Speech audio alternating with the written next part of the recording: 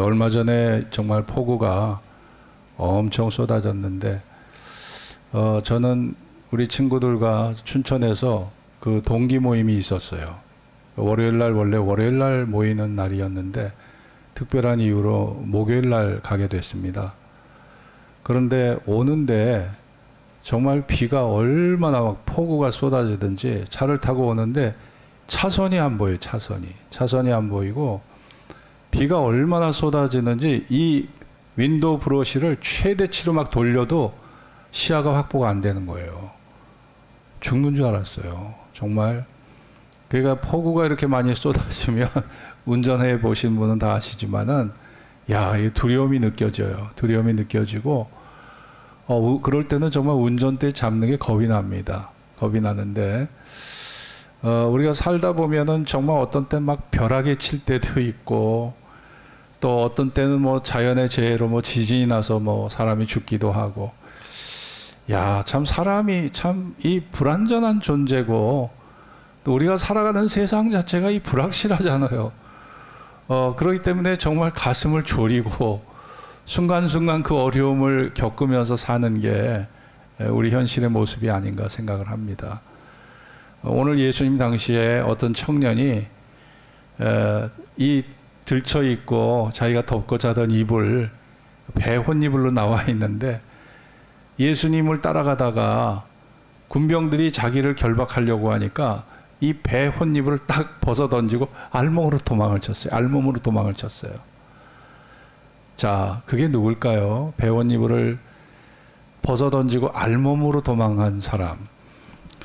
어떤 사람은 성경학자는 베다니에 사는 나사로다 이런 사람이 있고요. 어떤 사람은 예수님의 친동생 야고보였다라고 보는 사람도 있고 예수님을 가장 사랑한다고 고백했던 사도 요한이다 이렇게 보는 사람도 있습니다. 그러나 대부분의 성경학자들의 견해가 일치가 되는데 누구냐면 이 마가복음을 쓴 마가 자신이라는 거죠.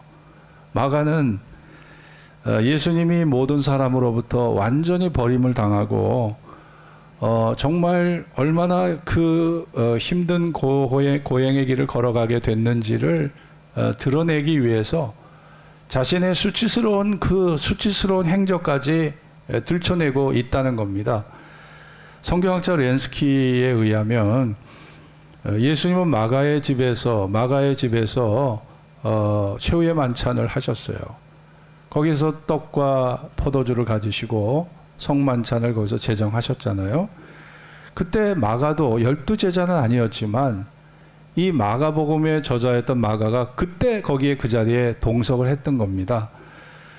그리고 최후의 만찬을 마치시고 예수님은 이제 겟세마네 동산을 향해 가게 되셨고 마가는 이제 밤이 어두웠기 때문에 이 혼이불을 이제 덮고 잠을 자던 중이었어요. 근데 갑자기 가룟 유다를 앞세운 군사들이 이 마가의 집에 들이닥친 거예요. 야, 당신이 섬겼던 그 예수란 자 어디 있어? 빨리 대!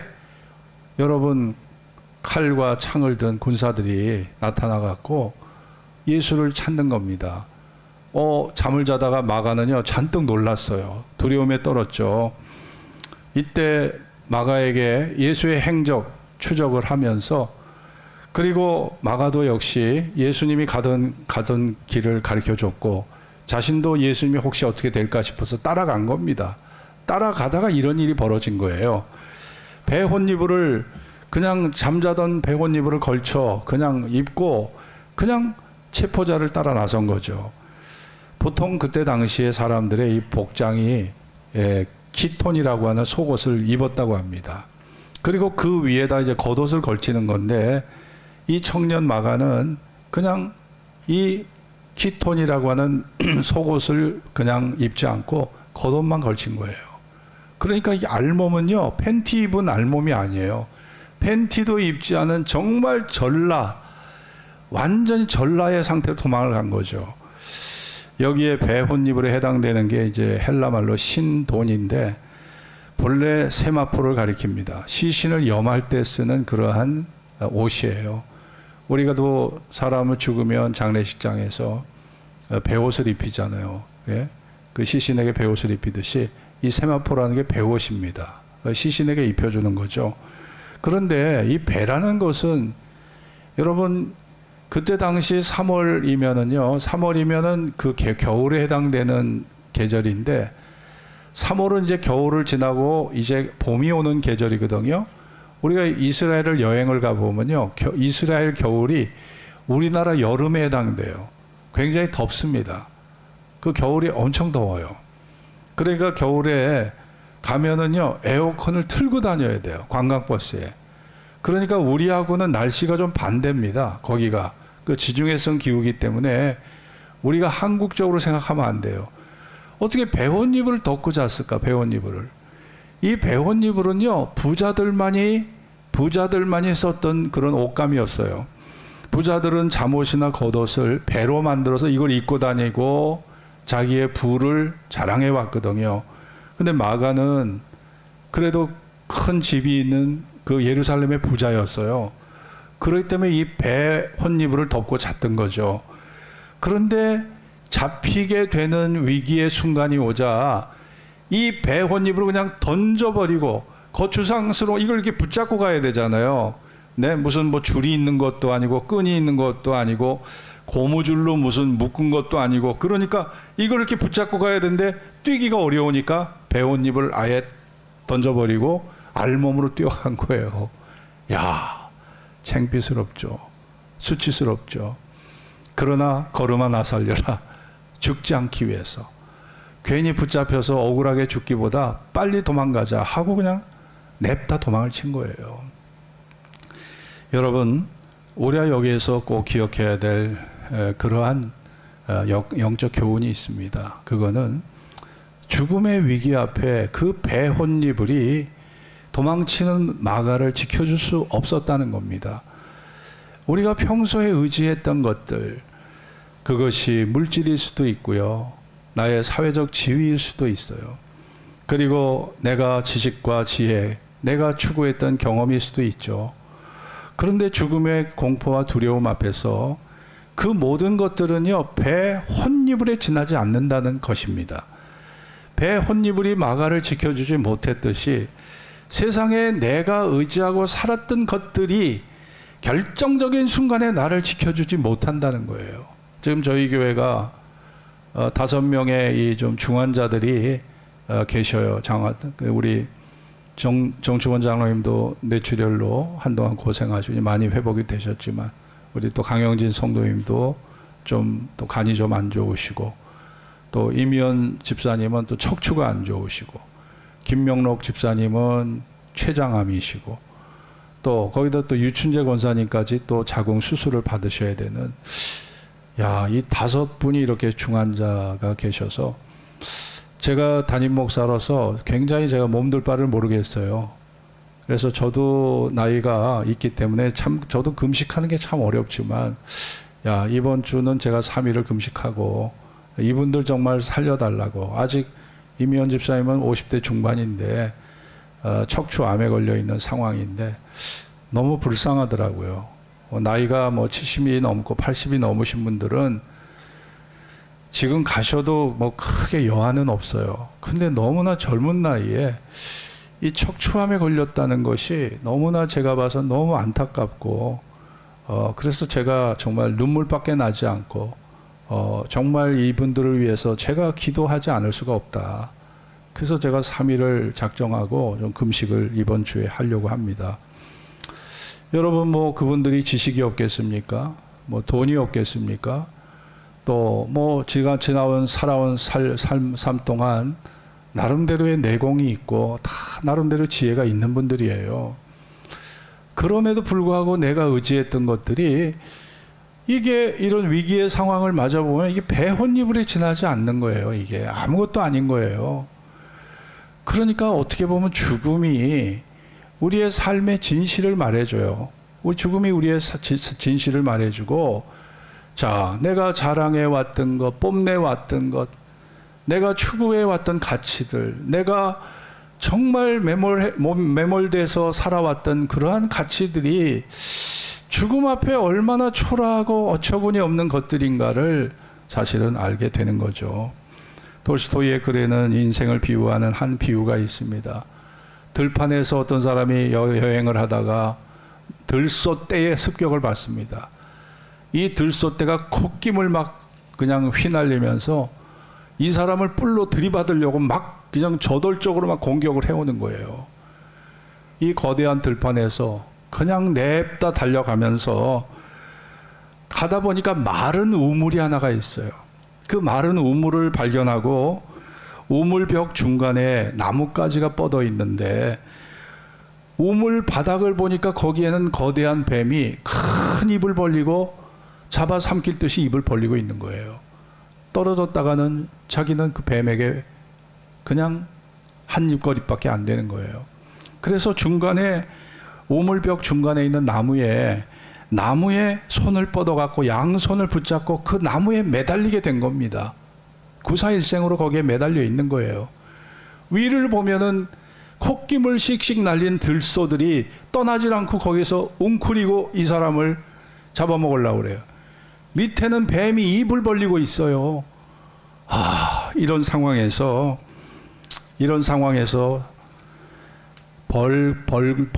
벌들이요, 그 나무 끝에다가 꿀을 거기다 벌집을 지었는데 그 꿀이 이렇게 흘러내리는 거예요.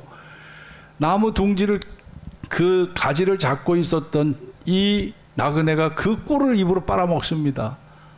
근데 너무 달짝지근한 거예요. 근데 설상가상으로 흰 쥐와 검은 쥐가 나무 둥치를 그 밑둥지를 갉아먹는 거예요.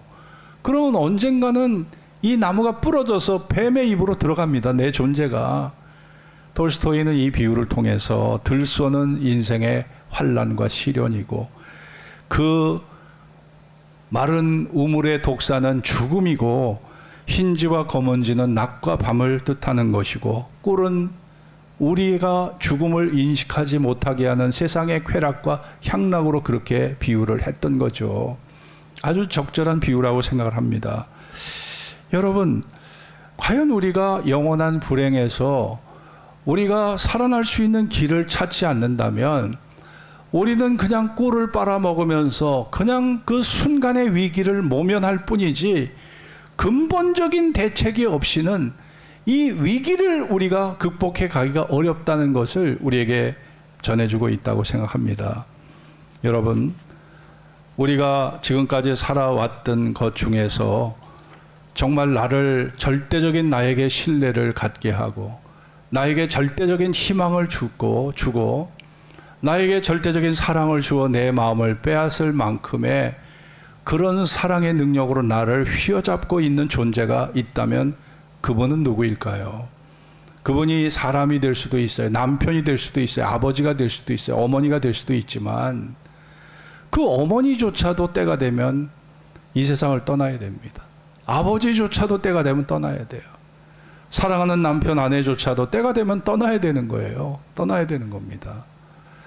여러분, 그러니 이 세상은요, 내가 절대적으로 신뢰하고 절대적으로 사랑할 수 있는 그 절대자를 우리가 발견하고 그 절대자가 주시는 그 약속을 믿고 우리가 희망을 발견하는 것이 우리의 최대의 숙제고 그것을 발견한 사람은 최대한 행복자라고 저는 생각합니다.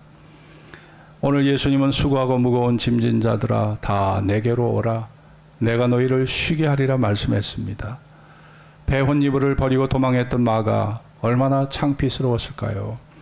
사람들 앞에 알몸으로 팬티 하나 걸치지 않았습니다. 알몸으로 벗은 몸으로 도망했던 마가처럼 우리들도 하나님 앞에 벌거벗은 존재라는 사실을 인식해야 합니다. 내 모습을 사람들에게 잘 보이려고 때로는 치장을 하고 화장을 하고 포장을 하고 내가 가면을 쓰고 살 때가 많이 있어요. 그러나 하나님이 내 가면과 포장에 속으실 분이 아닙니다. 하나님은 나의 진면목을 아세요. 내가 얼마나 간사하고 얼마나 이중적이고 얼마나 거짓되고 얼마나 탐욕스러운 존재인가 하나님은 아시는 거예요. 이 혼이불을 벗어 제끼고 벌거벗은 알몸으로 도망하는 모습이 내 모습은 아닐까요? 내가 세상 앞에 내 양심 앞에 하나님의 말씀 앞에 내 존재가 벌거벗은 존재가 아니겠습니까? 여러분 계시록 3장에 보면 내가 가난한 것과 눈먼 것과 벌거벗은 것을 알지 못한다. 네가 지금 벌거벗고 있는데 너는 네가 벌거벗은 그 수치를 네가 알지 못하고 있다. 예수님이 그렇게 적나라하게 지적하고 계신 걸 보게 됩니다. 여러분, 주님께서 내게 입혀주시는 흰옷, 의의 예복, 이것을 입을 때 비로소 내가 부끄러움 없이 거룩한 하나님 앞에 당당히 설 수 있는 존재가 되는 줄로 믿습니다. 그거 외에 우리가 거룩한 하나님 앞에 당당히 우리가 설 수가 없는 것입니다. 2007년에 발행된 이화여대 교수를, 국문학과 교수를 하셨던 이어령 교수님의 지성에서 영성이라는 책이 있습니다. 그 책에 보면 이런 내용이 나와요. 나는 70평생 동안 한 번도 하지 않았던 일들을 지금 하고 삽니다. 내가 세례를 받았고 내가 시집을 냈습니다. 나이를 많이 먹은 사람들이 평소에 하지 않던 일을 하면 망령이 났다고 합니다. 요즘에 그것을 점잖게 알츠하이머라고 부릅니다. 그래서인지 사람들이 나를 만나기만 하면 꼭 나에게 질문을 합니다. 아니, 어쩌다 예수를 믿게 됐소? 그런데 그 말투가, 그 뉘앙스가 별로 그렇게 명랑하게 들리지 않는 거예요.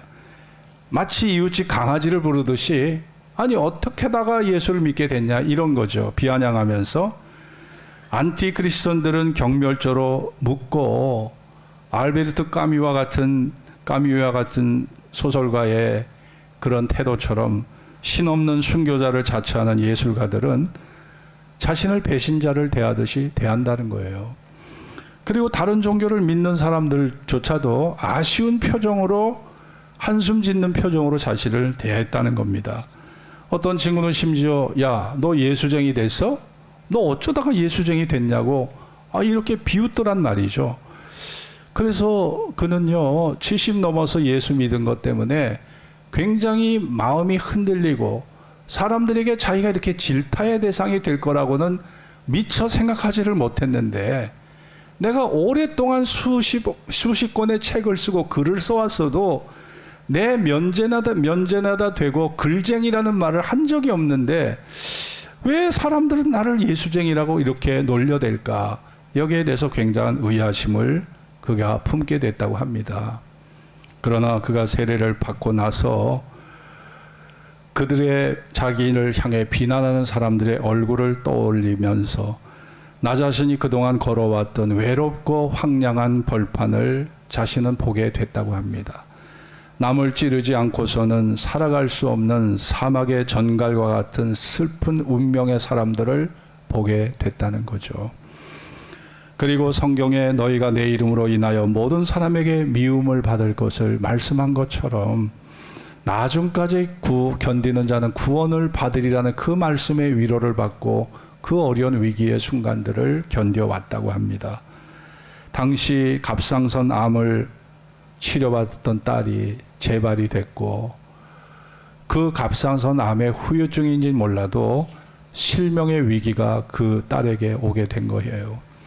이어령 교수는 무릎을 꿇었습니다. 그 당시 믿지 않던 상태에서 하나님, 당신이 살아계시다면 내 딸에게 빛을 거두지 마십시오. 내 남은 생에 그렇다면 당신을 위해서 내 딸에게 빛을 거두지 않으신다면 제가 당신을 위해 봉사하겠습니다. 그런 간절한 기도를 드렸어요. 당신이 살아계시다면, 당신이 하나님이시라면 이 내 기도를 들어달라 간절히 기도하게 됐는데, 놀랍게도 7개월 만에 딸이 망막 박리 증세에서 깜짝같이 치료를 받은 거예요. 이런 일을 계기로 이어령 교수가 예수를 믿게 된 겁니다. 자기의 부족한 자기의 기도를 들어주신 그 하나님이 고마워서 예수를 믿게 된 거예요. 그 개종은 딸을 위한 선택이라기보다 딸의 투병과 회복을 통해서 내가 지금까지 지성을 자랑하고 살아왔지만 자신의 지성으로 해결될 수 없는, 자신의 어떠한 지금까지의 살아왔던 명성으로 해결될 수 없는 내 한계 넘어서의 문제가 있다는 것을 알았기 때문에 그는 하나님을 마음속에 기꺼이 받아들이게 됐다는 것이죠. 안타깝게도 이민아 목사는 2012년 그 딸은 사망하고 말았습니다. 아버지가 기독교로 전환한 후 마지막 죽기 5년, 그 5년 동안 아버지와 딸은 깊은 신앙의 대화를 많이 나눴다고 그래요. 이어령 교수는 딸에게 보내는 굿나잇 키스라는 책을 썼습니다. 수척한 얼굴로 마지막에 나에게 돌아온 너, 내가 살던 고향집에 돌아온 너는 실패자가 결코 아니다. 천사들이 널 호위하였고 하나님이 성령의 빛을 너에게 보내셨고 장한 딸, 지혜로운 딸, 나에게 신앙의 눈을 뜨게 한 효녀의 딸, 고맙다. 그리고 이어령 교수는 내 딸아, 이제 굿나잇 키스를 너에게 보내지 않겠어. 왜냐하면 밤이 없는 빛의 천국, 너는 영원히 잠들지 않는 하늘에 그리스도의 신부가 되었으니까. 이것이 굿나잇 키스라는 책에 쓴 아버지의 서문이었습니다. 지금은 가고 안 계시지만은 이 이어령 교수는 암으로 딸을 보낸 지 약 10년 동안, 보낸 후 10년 동안 자신도 암투병을 했어요. 그러면서 그 암을 앓고 있는, 그 암을 앓고 암과 투병했던 그 딸의 입장을 다시 생각해 보니까 그는 딸에게 보내는 굿나잇 키스의 서문을 다시 쓰게 된 겁니다. 거기에다가 이어령 교수는 미나야, 너 이제 울어도 돼. 지금 너의 눈물 자국마다 꽃들이 피어나고 있잖아. 너의 울음소리마다 꽃을 노래하는 새소리가 들려오고 있잖아. 이것은 너에게 네 귀를 달콤하게 하는 미사려구가 아니란다. 내가 눈물로 품어주었던 땅끝의 아이들은 지금 어른이 되어 다른 아이들을 품어주고 있고, 내가 학생들에게 남긴 마지막 말들은 젊은이들의 입을 통해 지금 다른 마당에서 이어져 가고 있지 않냐. 이런 서문을 쓴 것을 보게 됩니다. 여러분, 이어령 박사의 그 따님이었던 이민아 목사는 땅에서 하늘처럼이란 책을 썼잖아요. 그분은 그 책에서 먼저 자신이 가지고 있는 부활 신앙을 고백했습니다. 저를 사랑하시는 능력의 하나님이 그동안 저의 질병을 여러 번 고쳐주셨습니다. 갑상선 암에서 저를 고쳐주셨고, 그리고 망막박리라고 하는 실명의 위기 속에서 저를 고쳐주셨습니다. 그리고 이번에도 또 고쳐주실 것을 저는 확신합니다. 그러나 하나님께서 어떤 이유가 있어 저를 치유해 주지 않고 제가 죽게 되어도 저는 예수님의 말씀대로 그 죽음에서 다시 살 것이며 영원히 죽지 않을 것을 저는 확신합니다. 왜냐하면 예수님으로부터 이미 영원한 생명을 얻은 제게 죽음은 권세를 잃어버렸기 때문입니다. 그래서 저는 죽음이 결코 두렵지 않습니다. 예수님이 십자가를 통해 저에게 주신 죽음에 대한 승리는 관념적인 것이 아니라 실제적인 것입니다. 여러분, 우리가 교회에서 듣고 있는 하나님의 말씀, 우리가 성경을 읽고 느끼는 하나님의 말씀은요, 관념의 유희로 그쳐서 안 되는 거예요. 이것이 여러분의 죽음의 공포와 두려움을 이기는 실제적인 능력이 돼야 합니다. 그게 우리의 믿음의 능력인 거예요. 그냥 남에게 들은 것처럼, 남에게 들은 그냥 가십거리, 그냥 소문처럼 생각해서는 안 돼요. 그냥 남들이 다 귀담아 들으니까 뭐 유익하겠지, 언젠가는 도움이 되겠지가 아니라, 그런 관념의 유희로서가 아니라 실제 능력으로서 이 부활신앙을 우리가 가지고 있어야 된다는 거예요. 지금 우리 5분이 이런 어려움을 겪고 있는데 나라고 별 수 있겠어요? 네? 나라고 별 수 있겠냐고요. 여러분은 사람 아닙니까? 여러분, 우리도 다 똑같은 입장이에요. 그렇기 때문에 먼저 대표적으로 이런 분들에게 어려움을 통해서 우리에게 기도하게 하시고 경계를 삼게 하시고 나도 준비하게 하시고 그런 거 아닐까요? 그래서 우리가 항상 우리가 하나님 앞에 서는 날을요, 항상 준비하고 살아야 돼요. 나 아직 20대야. 나 아직 30대. 아직 멀었어. 우리가 그렇게 큰 소리 할 수 있는 입장은 아니라고 생각합니다. 네? 그런 입장이 아닌 거예요. 여러분, 그렇습니다. 예수님은 이미 우리에게 영원한 하늘나라를 보여주셨어요. 그리고 이것이 그냥 관념의 유의가 아니라 이것이 죽음을 이기는 실제가 되기를 우리 주님은 하늘나라 보좌, 주님 하나님 보좌 우편에서 나를 위해서 관념이 아니라 실제적인 믿음의 능력이 되기를 주님은 기도하고 계시다고 저는 믿습니다. 여러분의 부활신앙이 관념이 아니라 실제적인 능력이 되기를 원하신다는 거예요. 그거를 위해서 여러분도, 여러분 자신도 기도하셔야 합니다. 사람의 생각이 인간의 육체까지, 생활까지 다 지배하잖아요. 내가 어떤 마음을 품느냐에 따라 긍정의 마음인가 부정의 마음이냐, 정말 믿음의 마음인가 불신의 마음인가, 하나님을 한없이 신뢰하는가 의심하는가, 여러분 그 마음의 여하에 따라서 우리의 미래가 달라지고 운명이 바뀌는 거 아니겠습니까? 세상의 온갖 불협화음과 잔악한 삶의 현실을 바라보는 자는 내일의 희망을 가질 수가 없어요. 또한 하나님을 부정하고 살아가는 불신과 부정적 사고의 사람들의 종말은 고립된 우울한 죽음밖에 없다고 생각합니다. 충남 보령에 갈매못 순교지가 있습니다. 제가 부활주일날도 이 말씀을 드렸는데 이곳이 어떤 곳이냐, 1866년 병인 박해, 천주교인들을 죽여버리는 병인 박해 때, 이때 여기서 많은 젊은 천주교인들이 이 갈매못에서 죽어버린 거예요. 여기서 목베임을 당했습니다. 목베임을. 그냥 목을 잘라서 그냥 아주 사람을 잔악하게 죽인 곳이 이 갈매못입니다. 갈매못. 근데 그때 30대 젊은 신부가 노년의 성도들과 같이 그냥 끌려왔어요. 잡혀왔습니다. 신부들로부터 시작된 목베임은 아주 잔인하고 처참해서 피가 막 철철 흐릅니다. 여러분, 내가 내 앞에 있는 저 지금까지 같이 신앙생활하고 같이 밥 먹고 대화했던 그 사람의 목이 잘라져서 뒹군다고 생각해 보세요. 겁 안 날 사람이 어디 있겠습니까? 그것을 바라보던 신부가 이 배교할 수밖에 없는, 나 이제 천주교인으로 살지 않고 나 이 천주교 종교를 부인하고 나 그냥 평민으로 돌아가겠습니다라고 하는 그런 배교의 그 유혹을 뿌리칠 수 없는 그런 상황이었어요. 그래서 두려움으로 떨게 되는데 이때 잡혀온 한 노인이 이 30대 젊은 신부를 향해 말합니다. 신부님, 이곳의 고통은 잠깐이면 지나가는 것 아닙니까? 조금 후면 우리는 신부님이 전하신 말씀대로 더 좋은 곳에서 그리스도와 영원히 살게 될 것입니다. 더 좋은 곳 천국을 신부님 바라보세요. 이 말에 신부님은 정신을 차리고 새 힘을 얻어서 담대하게 참수형을 당했다고 합니다. 갈매못 순교지, 그 순교지의 많은 순례자들이 지금도 그곳의 땅을 밟고 있어요. 그리고 많은 도전을 받습니다.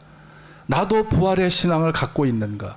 나도 이 신앙 때문에 죽음의 위기가 내게 다가온다면 나는 저 순교자들처럼 그리스도를 부정하지 않고 끝까지 내 믿음의 정절을 지킬 수 있는가에 대한 물음을 자기에게 던지게 된다고 합니다. 대체 그 무엇이 그들에게 이렇게 담대한 용기를 갖다 줄 수 있었을까? 도대체 신앙이라는 게 뭔데 그 신앙을 지키기 위해서 자기의 하나밖에 없는 목숨을 바칠 수가 있는 것인가? 이런 물음을 사람들이 갖게 된 거죠. 그런데 순교 기념 성당 안에 들어가면 입구 벽 쪽에 조각된 한 문구에서 사람들이 답을 얻게 된다고 합니다. 벽면에는 하얀 글씨로 이런 글이 적혀 있습니다. 예수를 가진 자는 모든 것을 가진 자이다. 예수를 가진 자는 모든 것을 가진 자이다. 죽음도 두려워하지 않는 담대한 믿음은 예수 한 분이면 충분하다. 죽음을 두려워하지 않는 담대함은 예수 한 분이면 충분하다는 글이 그 벽면에 적혀 있다고 합니다. 죄와 죽음의 권세를 이기신 예수, 세상을 이기신 예수, 우리에게 부활의 생명을 약속하신 그 예수 한 분이면 충분하다는 거예요. 고린도후서 6장에 무명한 자 같으나 우리가 유명한 자요, 죽은 자 같으나 보라 우리가 살고, 징계를 받는 자 같으나 죽임을 당하지 아니하고, 근심하는 자 같으나 항상 기뻐하고, 가난한 자 같으나 많은 사람을 부유하게 하고, 아무것도 없는 자 같으나 모든 것을 가진 자로다. 이것이 바울 사도가 고백한 바로 그리스도의 참 실상입니다. 우리 예수 믿는 성도들의 참된 실상인 거예요. 겉으로 나타나는 형상과 겉으로 나타나는 상황만을 봐서는 안 됩니다. 하나님의 약속 안에 우리는 머물러 있어요. 그리고 그 약속이 실현되기를 기다리는 신앙을 가지고 오늘도 우리는 믿음을 지켜가고 있잖아요. 예수 믿는 사람들은요, 모든 것을 가진 자들이에요. 그래서 절망적 상황에서 당황하지 말고 기죽지 말고 약속의 소망을 바라보며 험한 세상 속에서도 우리가 힘찬 발걸음을 내디디며 살아가야 하지 않겠습니까?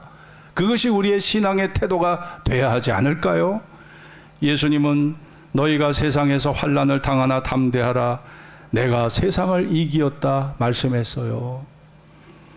마가가 죽음의 두려움 앞에 배 혼이불을 던져버리고 도망했던 것처럼, 여러분에게 암 선고가 내려지고 이제 1개월밖에 살 수 없다고 하는 의사의 선고가 내려질 때, 여러분이 가진 재산, 여러분이 가진 지식, 여러분이 가진 직업적인 명예, 사회적인 명예가 무슨 의미가 될까요? 그것은 배 혼이불에 지나지 않는 것들이 되는 거예요.